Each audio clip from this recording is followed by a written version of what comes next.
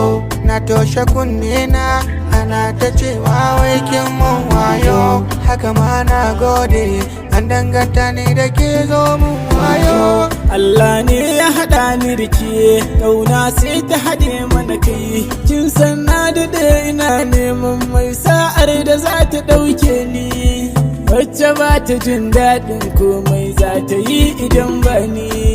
Ke kadai kike sona sosai, kin ga batun wayo. Malama kike a fannin soyayya, ni kuma dan koyo. Anya an gama na ce so ya kama zuciya, hadari nake gani in ba kya gefe waliya. Dan ke kawai nake nema a tokin jigin biya, ki kula ni kin yi alfarma ni zan baki kariya.